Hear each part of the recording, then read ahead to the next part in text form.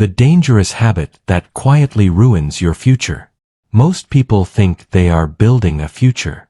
But what they are actually building is a pattern. And the terrifying part, the part no one talks about, is that the pattern feels indistinguishable from living. It has the same texture as progress, the same weight as effort. It wears the same face as preparation. You cannot tell the difference from the inside. You cannot feel it happening. And that is precisely what makes it so effective at destroying you. This is not a story about laziness. Lazy people know they are lazy. They feel the gap between what they are and what they should be, and they carry it like a stone in the chest. What this story is about is something quieter, something more precise, something that targets people who believe they are trying. People who have notebooks full of goals. People who watch the right videos, read the right books, have the right conversations with themselves in the mirror at 11 p.m. on a Tuesday when the guilt peaks. This is about a man who is actively, diligently, and systematically training himself to fail. One small, invisible decision at a time. His name is Daniel. He is 31 years old. He is not a cautionary tale yet. That is the point. Early morning. A bedroom. The curtains are thick, and the light around their edges is already gold. A phone screen illuminates a face. The alarm goes off at 6:45. Daniel doesn't get up. He reaches sideways without opening his eyes and silences it with the automatic precision of someone who has performed this gesture hundreds of times. The muscle memory is perfect. He does not fumble. He does not hesitate. His hand finds the phone in the darkness, like it's been trained to, because it has been. And then he opens his eyes, and the first thing he does, before he thinks a single conscious thought, before he has formed any intention for the day, before he has even decided who he is this morning, is open Instagram. He does not decide to do this. That is the important detail. He does not think, I will now check Instagram. The phone is simply in his hand, the app is simply open, and the feed is simply moving under his thumb, and by the time he is aware of it, he has already been doing it for 4 minutes. The content is not interesting. This is not a story about addiction to content. The content is whatever it always is, someone's breakfast, someone's renovation, a meme he half smiles at, a reel of a man jumping into clear water somewhere warm, a fitness influencer whose body makes him feel briefly inadequate and then nothing. He puts the phone down. He picks it up again. He checks his email. Nothing important. He checks it again. Still nothing. He opens a different app. Then he sets the phone on his chest and stares at the ceiling. It is now 7:22. He didn't choose to spend 37 minutes there. He just didn't choose to. The ceiling. White. Unchanged. He gets up and goes to the kitchen. He makes coffee in the way he always makes it, exactly the amount, the same process, movements worn smooth by repetition. While the coffee brews, he picks up his phone again. He reads 3 paragraphs of an article about productivity. He does not finish it. He closes the app and opens a different one. He watches 40 seconds of a video about morning routines and then skips forward, then closes it. His coffee is ready. He takes it to his desk. The desk is where it happens, or rather, where it is supposed to happen. Daniel is a freelance brand strategist, which is a title that contains multitudes, most of them avoidance-shaped. He has 3 active clients. He has a proposal he is supposed to send to a 4th. The proposal has been drafted. It exists as a document on his computer. It is, objectively, close to done. It needs one more read-through and a subject line, and then it needs to be sent. He opens his laptop. He opens the document. He reads the first paragraph. Then he opens a new browser tab and searches for best subject lines for business proposals. He reads about subject lines for 11 minutes. He takes notes in a separate document. The notes are excellent. They are genuinely useful notes. They reflect a real understanding of persuasion and positioning. And then he closes the notes document and looks at the proposal again and thinks, I should probably restructure the opening section before I send this.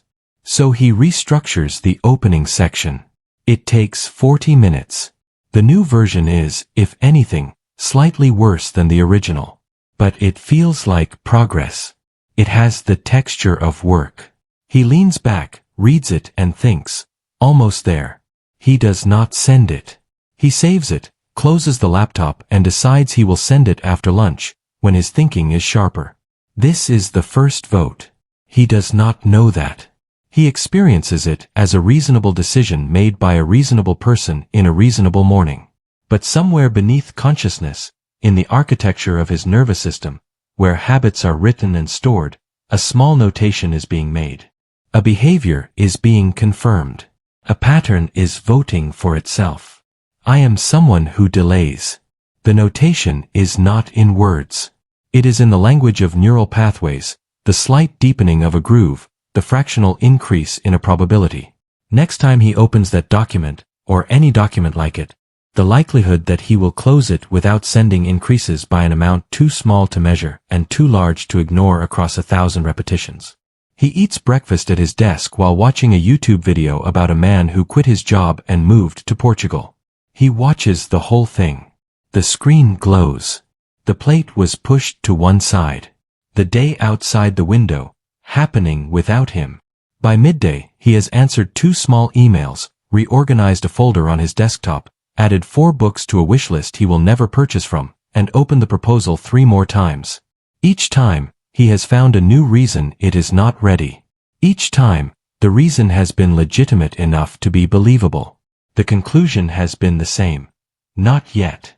He goes to the gym at 2 p.m. This is good. This is genuinely good. He does go, he is consistent about this, his body is in reasonable shape and he feels better after. But between deciding to go and actually leaving the apartment, 45 minutes pass. He checks his phone. He watches 1 more video. He changes into gym clothes and then sits back down at his desk in his gym clothes and opens the proposal again, reads it, and closes it. He drinks a glass of water. He fills the glass again and drinks half of it. He texts a friend something inconsequential. He leaves. On the way home from the gym, he calls his mother. The conversation is warm and real, and he loves his mother. At some point, she asks how work is going, and he says fine, really busy actually, and this is not a lie, exactly. He feels busy. Busyness is its own sensation, a kind of friction in the days that feels like output but does not require any. That evening, he does not send the proposal. He eats dinner.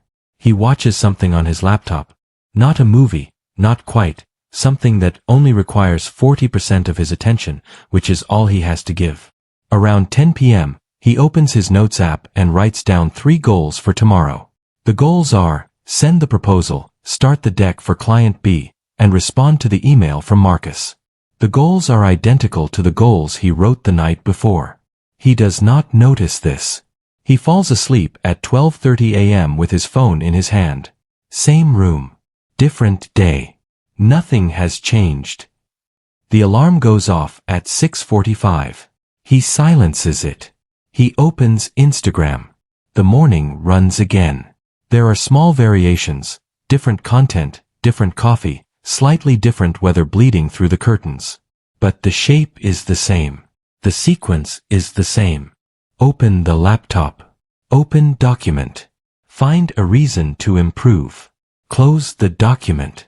The proposal, which by this point is the most polished unsent document in existence, sits in its folder, perfect and inert. At 11 a.m., Daniel gets a message from a colleague, someone he knows from his industry, a man named Kwame, who mentions in passing that he just landed a significant contract with a company Daniel had been meaning to reach out to for 3 months. Had, in fact, written the company's name in his notes app with a small asterisk beside it indicating priority. Notification. Read. Set down. Picked up. Read again. The feeling that moves through Daniel is not exactly jealousy. It is closer to a strange recognition, like glimpsing your own face in a window you hadn't expected. He closes the message. He does not respond to it immediately. He tells himself he'll say something genuine, something that doesn't sound hollow, and he needs to think about the right words first. He picks up his phone again 2 hours later to respond and finds that the moment has passed. Not gone exactly, but cooled, the way moments do, and whatever he types now will feel late, will feel like he was avoiding it, which he was. He types "Congrats man, huge," and sends it. He puts his phone down. He opens the proposal. He sends the proposal. It takes 11 seconds. He attaches the document. He writes a subject line, not the optimal one from his notes, just a functional one, the first one that comes to mind. He presses send. And then he sits there for a moment with the particular hollowness of the person who has just completed a task they delayed for 8 days, who is doing the arithmetic of what those 8 days cost, who is sitting with the knowledge that the proposal is not actually better than it was on day one when he could have sent it then. The response comes 4 days later. They went with someone else. They apologize for the delay in getting back to him. No reason given. He will never know if the timing mattered. He will tell himself it didn't. This is the mercy the brain extends to protect itself from the full weight of its own patterns. Clock. Time jump. Days collapsing. Here is what no one tells you about the habit of avoidance. It is not experienced as failure. That is why it persists. Failure has a taste, sharp, metallic, hard to ignore. But this comfortable delay, this warm settling into almost doing, this life conducted 1 inch from the action, tastes like preparation, tastes like carefulness, tastes like wisdom, even. I'm not ready yet. I need to think about this more. I'm being strategic. The brain does not file these days under lost. It files them under working. And at the end of each day, the accounting is clean. He worked. He thought. He planned. He prepared. The fact that nothing moved is not captured in the ledger because movement was never precisely the measure. Daniel is 31 years old. He is not stuck. That would require him to know he was stuck. He is consistent. He is practicing every single day with extraordinary discipline and perfect repetition, the act of being almost there. He is rehearsing in granular detail with full emotional commitment, a life in which he is perpetually on the verge. And the brain is learning. This is not a metaphor. This is neuroscience, the kind that is quiet enough to be missed but precise enough to be devastating. Every time Daniel opens the proposal and closes it without sending, the behavior of opening and closing is reinforced at a neural level. The pathway deepens.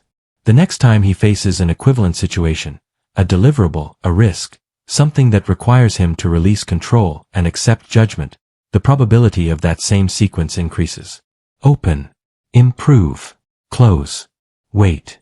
The groove is cut a little deeper. The behavior is a little more automatic. A little less available to conscious override.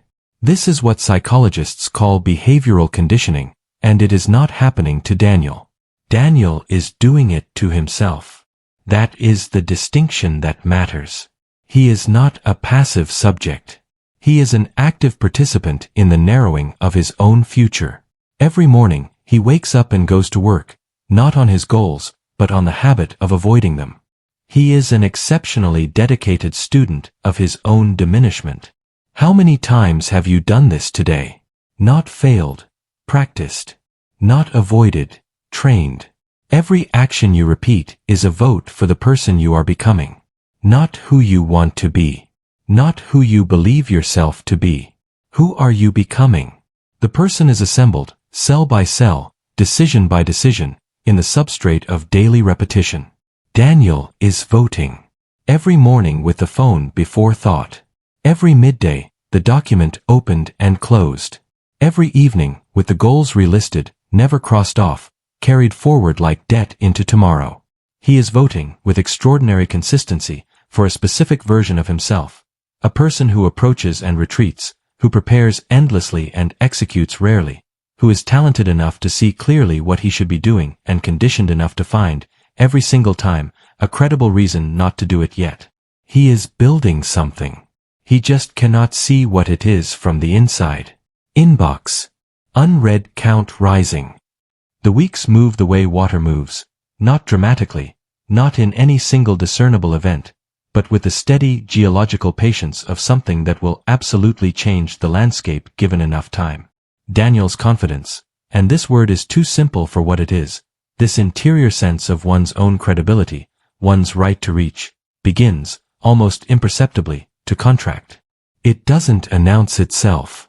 There is no morning he wakes up and thinks I am less confident today than I was last month. Instead, there are slightly longer pauses before he speaks in calls. A slightly higher bar before he considers himself ready to submit work. A slightly greater dependence on the reassurance of routines, the gym, the coffee, the YouTube channel he has been following for 2 years, the feeling of almost working that functions as a substitute for the real thing. His decisions slow down. This is the second symptom, and it is both cause and effect in a loop so tight it is almost impossible to break from inside. Because avoidance creates uncertainty, every delayed decision is a problem that grows in the dark, accumulates context and complication and emotional weight, and that accumulated weight makes the next decision harder to make, which makes avoidance more appealing, which delays more decisions, which increases uncertainty. He starts to require more information before acting, more research, more preparation. Not because he is becoming more thorough, he was always thorough enough, but because the threshold for readiness keeps rising to meet the level of his hesitation. It is not raising the standard. It is raising the excuse.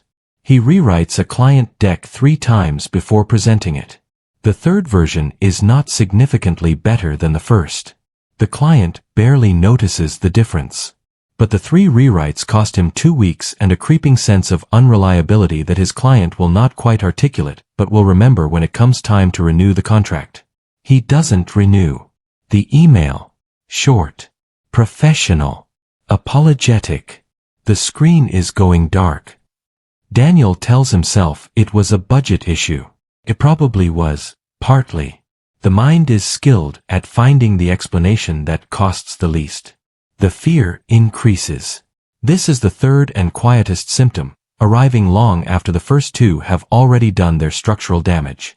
Fear of the wrong kind, not the useful, activating kind that sharpens focus, but the low, ambient, FM frequency hum of a person who has repeatedly shown themselves that they will not follow through.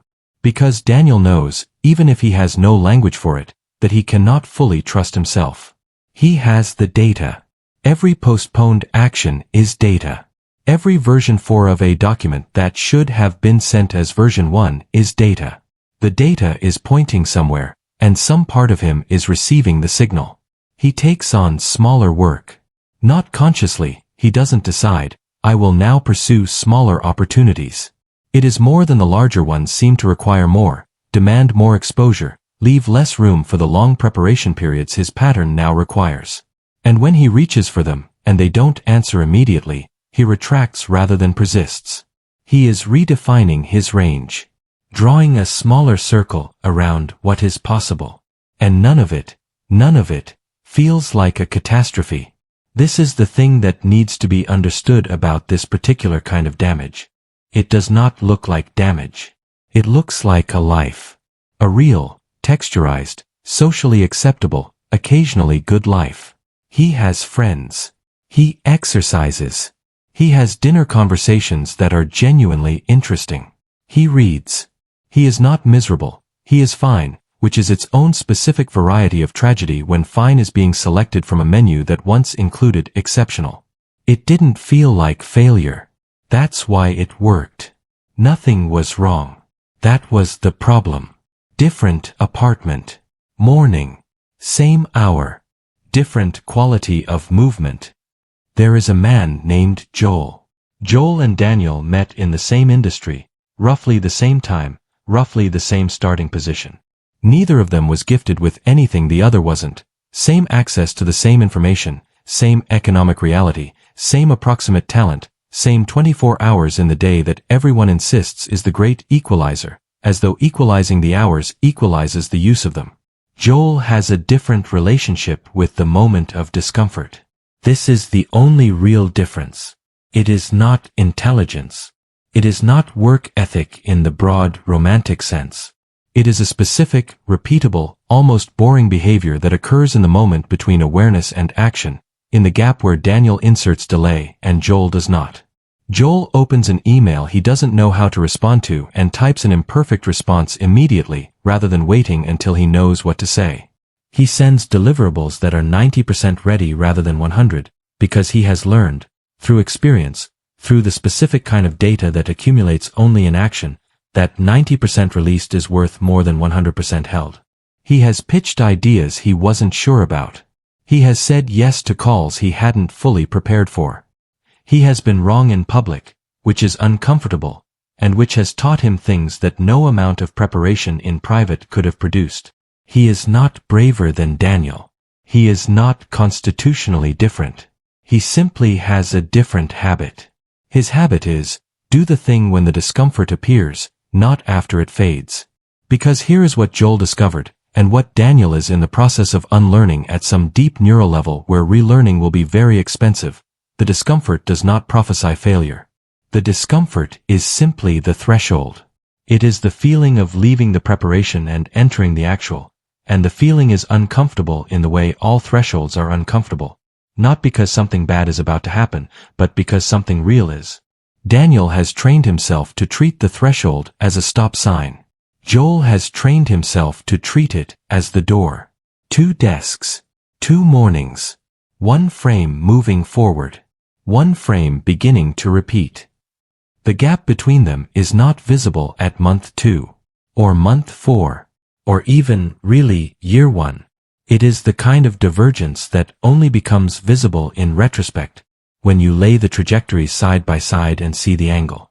At any single point in time, the difference between them is small enough to be explained away as circumstance, luck, or timing.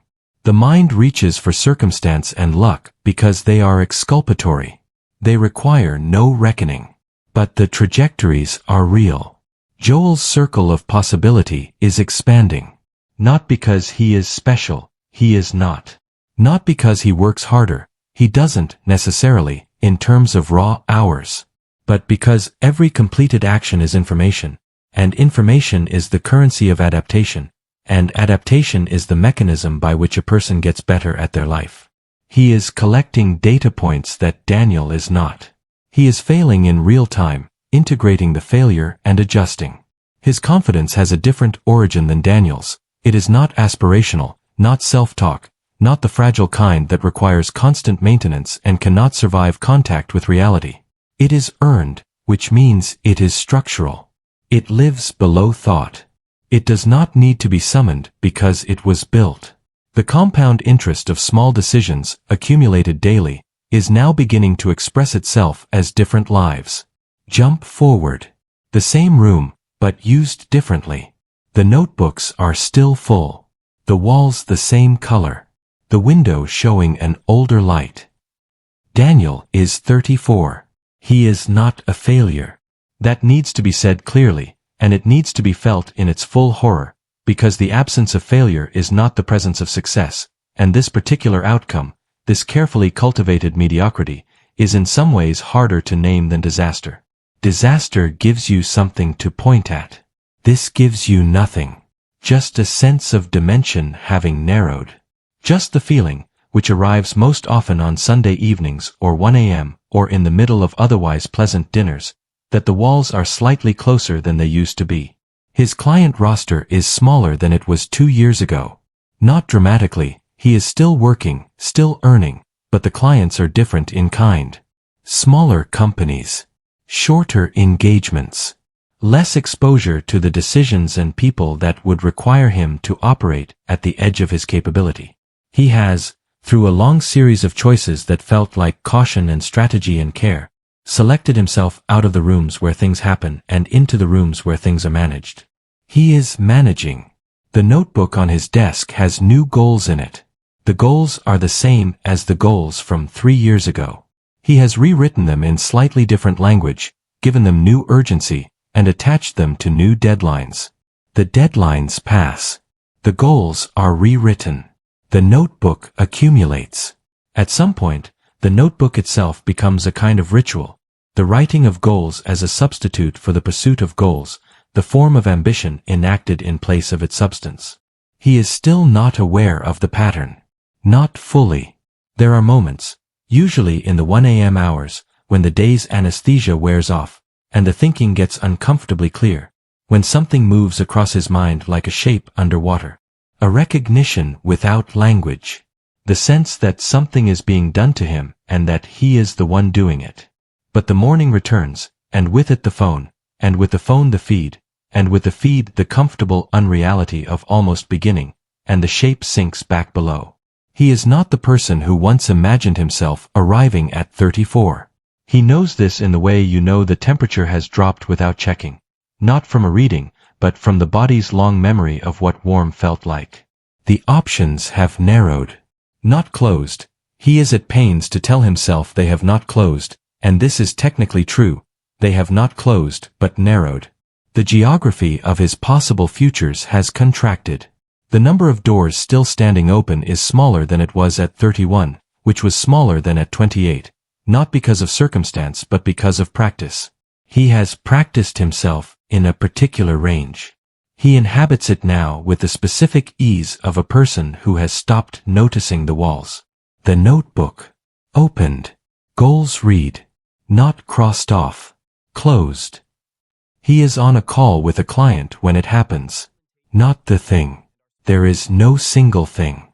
But a moment of clarity so complete it is almost physical, a brief lifting of the habitual fog, and what he sees in it, himself, his work, the distance between what he is doing and what he is capable of, is so precise and so cold that it takes him several seconds to hear that the client has asked a question and is waiting for the answer. He answers. The call ends. He sits in the silence that follows. The question that arises is not what happened to me. He is past the point of victimhood as a frame. The question is more specific, and therefore more damaging. What did I do to myself? Because the data is there. He can see it now, laid out in the ungentle clarity of the 4 p.m. post-call silence. The proposal was not sent for 8 days. The client was not pursued for 3 months. The message to Kwame that came 2 hours late and said congrats, man, huge. The deck was rewritten 3 times. The opportunities that arrived as openings and left as missed connections. The notebooks. The notebooks. The goals carried forward like unpayable debt from year to year, gathering weight but no interest, accumulating only the compound evidence of their own non-pursuit. He didn't end up here. That's the phrase that breaks open. I didn't end up here.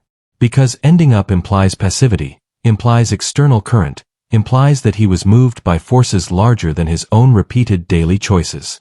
But he was not moved. He moved. Every morning, with the phone before thought, he moved. Every afternoon, with the document open and closed, he moved. Every evening with the goals transcribed but not acted on, he moved. He has been in motion, constant, disciplined motion, toward this. He trained himself into this. He rehearsed it into being with the same consistency, the same repetitive precision that a musician uses to build fluency in a piece. He is fluent in this. He has practiced it 10,000 hours. The illusion he has carried, I'll change later, I'm just in a transition period, this is temporary, the real version of my life starts when, performs its own small collapse in the silence of the empty call screen. Because later has a shape, and its shape is always this. The same room, the same morning, the same phone, the same threshold approached and retreated from. Later is not a time. Later is a habit. And he has it. He sits with this for a long time. There is an email sitting in his inbox from someone he respects, asking if he'd be interested in contributing to a project that is, objectively, the kind of opportunity he would have written in his notebook under goals 3 years ago. The email has been there for 6 days. He marked it as unread on day 2, to give himself the illusion that he hadn't seen it yet, that he was still in the window of natural response time. He has opened it 4 times. He has not replied. He opens it again. He stares at it. The discomfort is the same discomfort it always is. Not large, not dramatic, just the faint interior resistance of someone who has learned, through long and faithful practice, to treat this feeling as a reason to wait. His fingers hover. The habit presses upward from its groove, automatic, smooth, well-worn, offering the usual path. Close the email, Think about it. Respond when you know exactly what to say. He knows what happens if he takes that path. He has the data. He types. The response is imperfect. He knows it is imperfect as he types it. The sentences are slightly awkward, the enthusiasm slightly overstated, the specific language not quite what he would have achieved if he'd spent 2 days on it. He types it anyway. He finishes it. He reads it once. He presses send before he can reread it a second time, because the second read is where the revision begins, and the revision is where the delay lives, and the delay is the habit, and the habit is the thing. The email is gone. He sits in the aftermath of it. It does not feel good, exactly. This is the part that the motivational version of the story would get wrong. The triumphant music, the sudden clarity, the sense of doors flying open. What it actually feels like is uncomfortable. Foreign. Like using a muscle that has been compensated for so long that the first movement from it is more ache than strength. He feels exposed in a way he has learned not to feel, and the exposure is specific. He has released control, put something real into the world before it was perfect, and now it exists without the protection of his approval. This is what action costs. This is the actual price, the one avoided for years in favor of the cheap substitute of permanent preparation. The cost is not effort. The cost is vulnerability, which is the only currency that buys anything real. The sent folder. One new item. This is not the ending where everything changes. The habit does not go away. That is the thing that would be convenient to say and dishonest to believe. The groove does not fill in. The neural pathway does not dissolve. The following morning, the phone is still in his hand before he has formed a thought. The following Tuesday, there is a new document he is improving instead of completing. The following week, there is a message marked unread that is not unread. The pattern persists. Habits that have been practiced for years do not yield to one afternoon of clarity. They are structural. They are load-bearing. They have been incorporated into the architecture of the self, and dismantling them requires not a single decision but 1,000 decisions made in the same moments of discomfort where 1,000 opposite decisions were previously made. This is the actual work. Not the dramatic kind, not the New Year declaration, not the morning routine overhaul, not the journal entry at 1 a.m., but the quiet, unglamorous, deeply unsexy act of catching the pattern in the moment it runs and making a different choice. Today, before the phone. Today, before the third rewrite. Today, before the email sits for 6 days. Today, in this specific moment, when the discomfort appears, and the habit offers its smooth, familiar path, and you choose, instead, the friction. The friction does not become comfortable. Do not expect it to become comfortable. Comfort is the wrong destination. The destination is competence, the kind built through exposure and action and failure in real time, the kind that does not require the performance of readiness because it has survived enough actual moments to know that readiness is not a prerequisite for beginning. Daniel is 34 years old.